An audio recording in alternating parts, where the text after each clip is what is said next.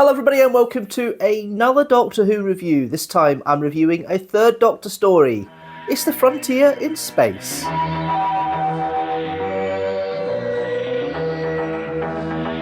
It's a classic TV series review, which means I have in front of me the television companion. And here is the plotline for the story. The TARDIS arrives in the year 2540 on board an Earth spaceship, which then comes under attack. The crew perceive the Doctor, Jo, and the attackers as Draconians, whose empire currently rivals Earth's for control of the galaxy. The Doctor and Jo, however, see that the attackers are really Ogrons. The Ogrons stun everyone on board and steal the ship's cargo, including the TARDIS. Accused by the Earth authorities of spying for the Draconians, the Doctor is sent to a penal colony on the Moon, while Jo is placed in the custody of a commissioner from Sirius 4. Actually the Master. The Master rescues the Doctor and locks him and Jo up aboard a stolen police spaceship. Once in flight, the ship is intercepted by the Draconians. Taken to Draconia, the Doctor is able to convince the Emperor of the Master's scheme to provoke a war using the Ogrons and a hypnotic device that makes those affected see whatever they most fear. Jo is recaptured by the Master and taken to the Ogrons' home planet, where he also has the Doctor's TARDIS. The Doctor follows with Jen Williams, an emissary from the President of Earth, and a Draconian prince. Behind the Master's plot are the Daleks, who want a war to break out so they can invade in the aftermath. The Doctor and his party are placed in the Master's custody as the Daleks leave to prepare their forces, but they manage to escape. Williams and the Draconian prince depart to warn the respective peoples of the Daleks' intentions. The Doctor, though, is injured in the confusion.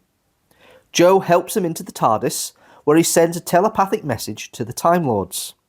So there we are, that's the plot for Frontier in Space, starring Jon Pertwee as the Third Doctor and Katie Manning as Jo Grant. Written by Malcolm Hulke, the six-parter. It's a bit of a space epic for Doctor Who budgets. I'll go more into the best bits and bad bits of the storyline and the writing after I've gone through the characters, the main characters of the story. We start, of course, with the Doctor, played by Jon Pertwee. There are some Pertwee stories where I don't feel he's that effective. He just is part of the plot line. He's dragged along a little bit.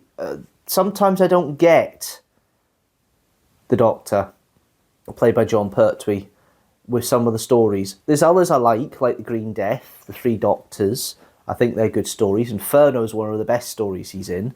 I think, to be fair with this one, I think it's actually a nice balance between the both. We see a very comfortable actor, very comfortable with his companion and ultimately real-life friend, Katie Manning, and the rapport between the two of them is just electric all the way through.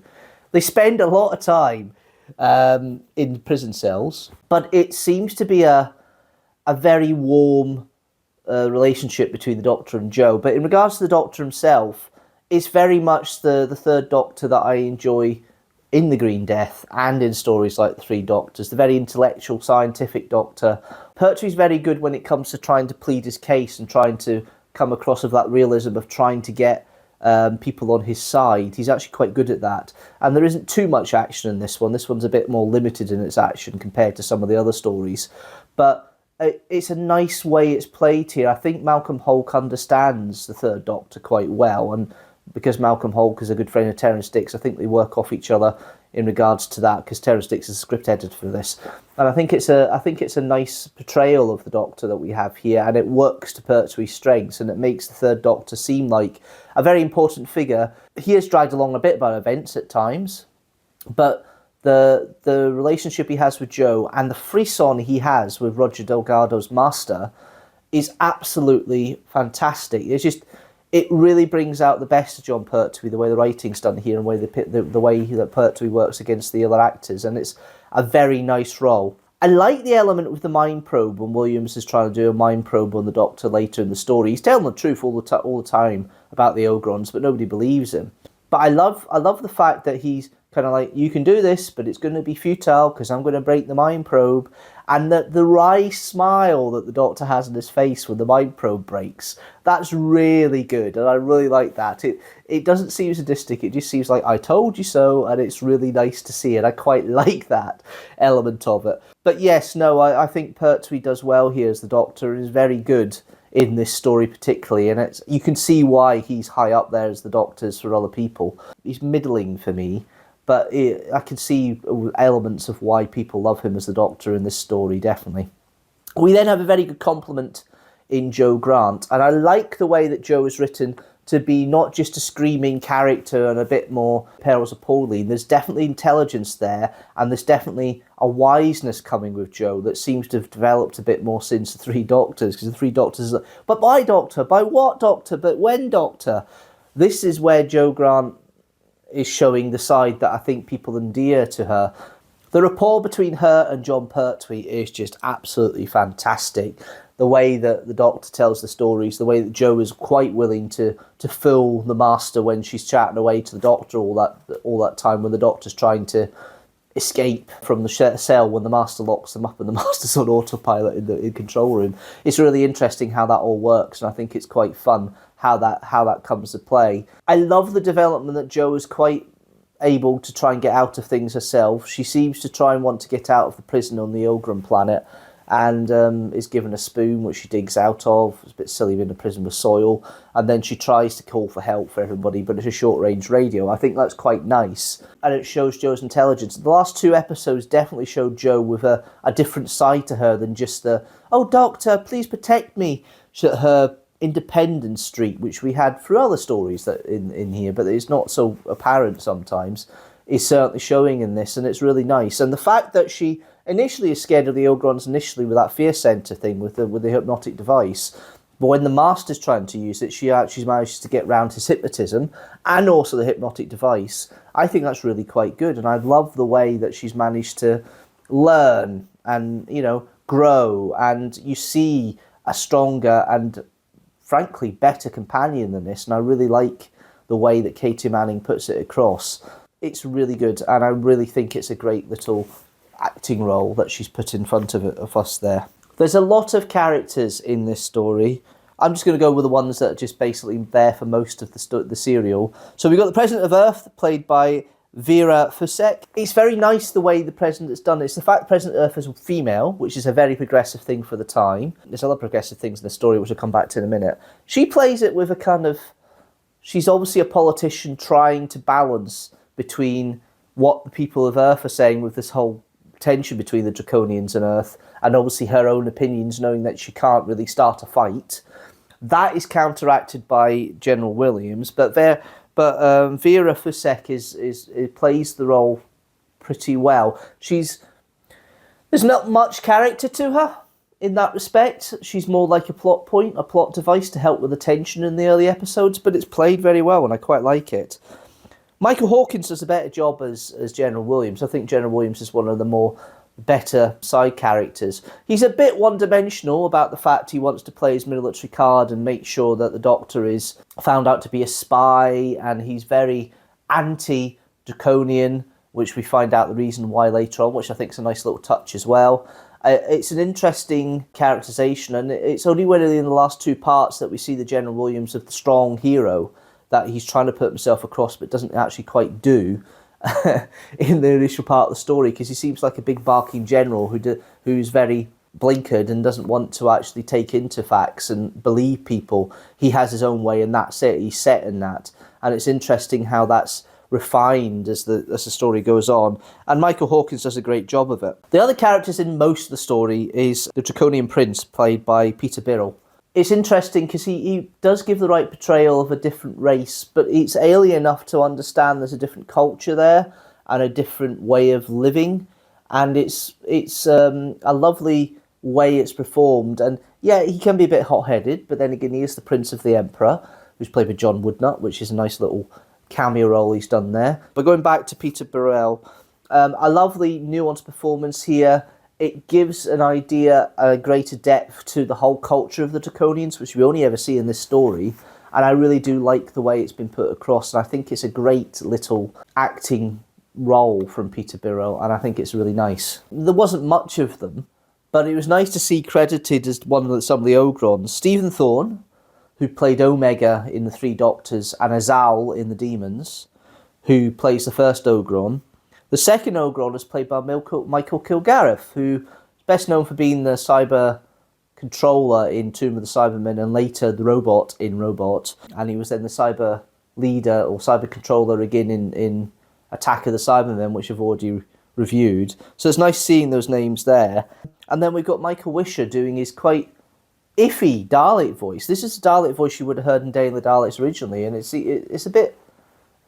I don't know, the Dalek doesn't seem that strong here. It's strange that they've just got Michael Wisher in to do the voice because he's a Dalek voice, and he's probably the best one to do it at the time. It's strange, though, because Michael Wisher is better known and best known for playing Davros, and that's the role that solidified him in Doctor Who. It's interesting to hear him in here. There are so many characters here. The only other one I'm going to talk about, of course, is the Master, played by Roger Delgado. He doesn't appear until episode 3, so it is a bit of a nice surprise when he turns up. And the planning and plotting and the machinations of the Master is really good. I love the fact that he's wanting to save the Doctor for his own ends. He is trying to double-cross the Daleks in the background. It's all the traits of the Master that make Delgado's Master one of the best versions of the Master. The rapport between him and Delgado and Jon Pertwee, they were obviously the great friends off-screen, and it shows on-screen. There's such a frisson between them, and Delgado, it's such a shame that Delgado died not long after this in a car crash in Turkey. I think it was one of the most ultimate pairings of Doctor Who, and made sure that the Holmes and Moriarty parable worked between them, because the Master is, we know he's evil, but there's times where you think, do you know what? He actually enjoys the tete-a-tete with the Doctor, and loves that whole situation. He may want to kill the Doctor, but he wants to have a lot of fun and a lot of enjoyment out of it first, and that really comes across here, and it's a great little performance from Delgado. With the plotline itself, Malcolm Hulke is very much a left-wing writer. You can see that in other stories he's written in Jon Pertwee's era, and also elements in the War Games as well of some of the anti-war stance and some of the left-wing thought patterns that come through. And Malcolm Hulke has done a very nice parable here. Now, I thought initially it was a Cold War parable, because at this time the tensions were quite high between the USSR and the West.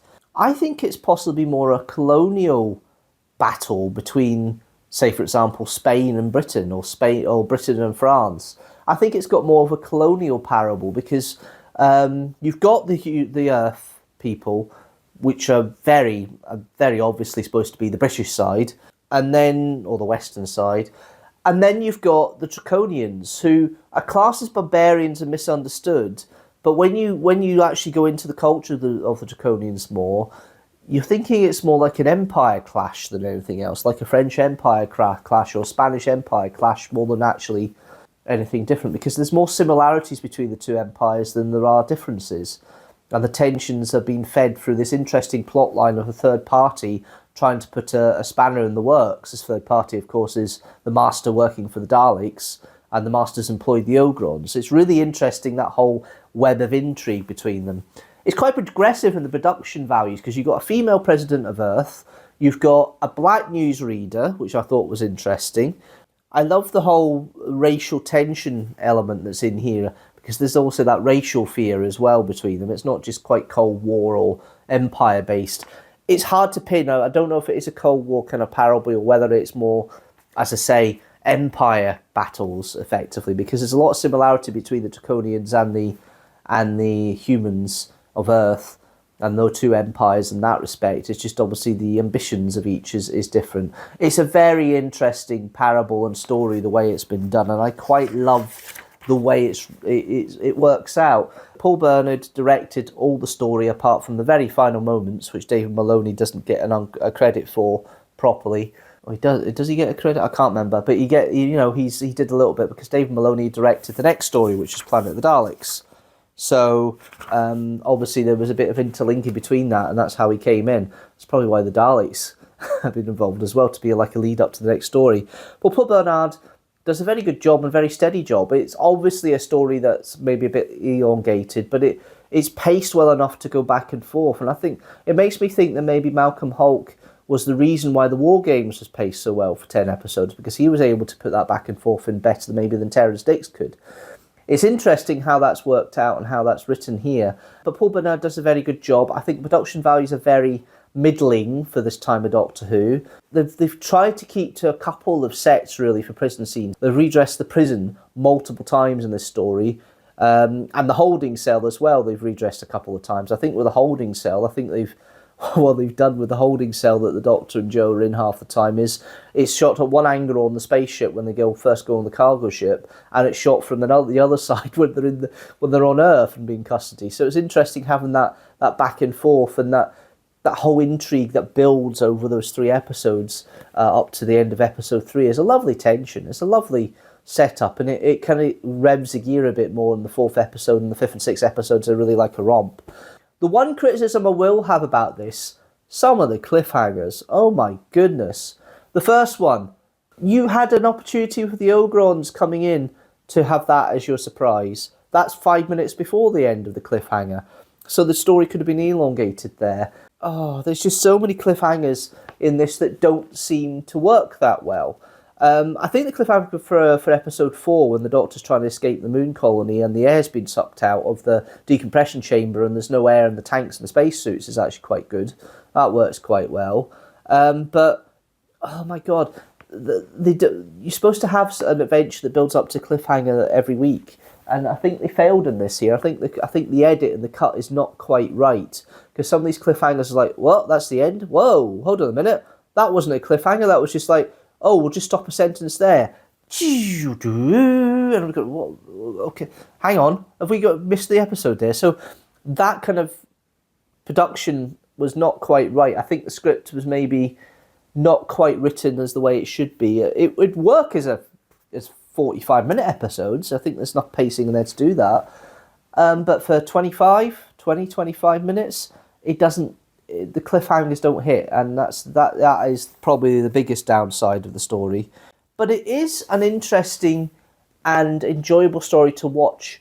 I think you do need to have maybe the mindset to get into the intrigue just a little bit, because I've seen Frontier in Space a couple of times before, and I didn't really rate it that highly in regards to the overall story and the way it's worked out. However, in this one, for Critical Eye, there's a lot more to appreciate in this one. So I actually would like to revise my initial thoughts. I was going to give this 3 TARDISes out of 5.